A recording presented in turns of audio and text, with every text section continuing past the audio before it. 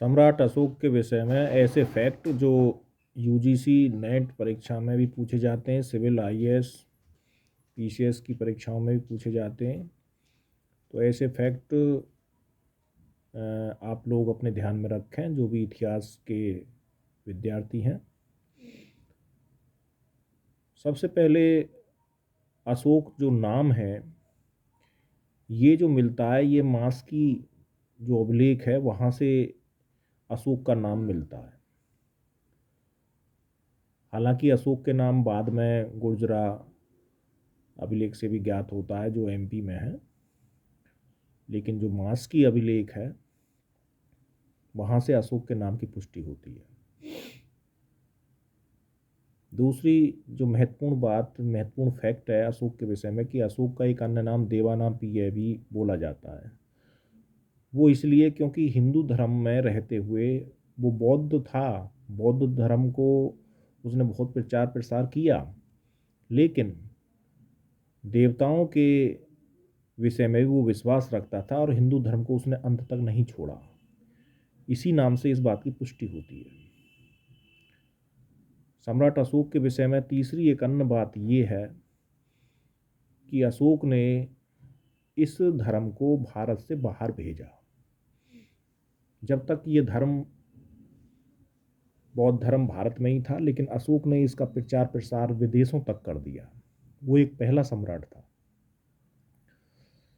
तो अशोक की ये महत्वपूर्ण बातें हैं। आप अशोक के विषय में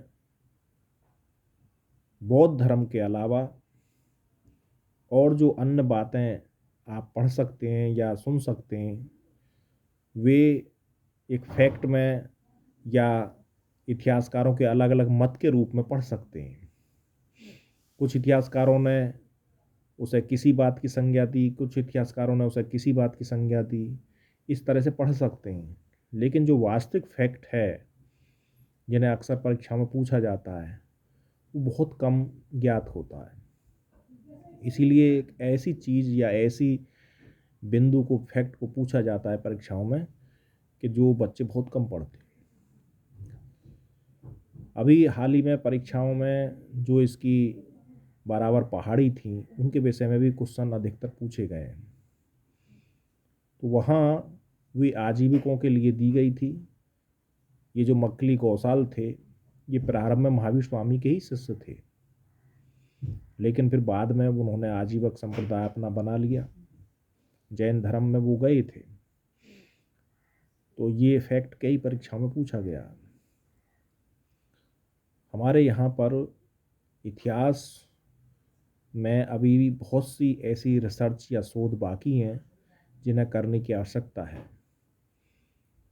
हमारे यहाँ इतिहास के विषय में पुष्टि अधिकतर ब्रिटिशर्स अंग्रेज लोगों ने ही की थी और लिपि को पढ़ा और समझा गया। अभी भी लिपि ऐसी हैं जो इन्हें पढ़ा ही नहीं गया, अभी समझ नहीं पाए। तो इसलिए कुछ इतिहास अभी क्लियर भी नहीं है, ये फैक्ट है। लेकिन यदि इतिहास को समझा जाए, पढ़ा जाए तो इतिहास साइंस से कम नहीं है। इतिहास भी एक रिसर्च से उसकी तुलना की जा सकती है, यानी कि भौतिकी यानी फिजिक्स जैसे साइंस होती है ऐसे ही इतिहास। तो अब इसमें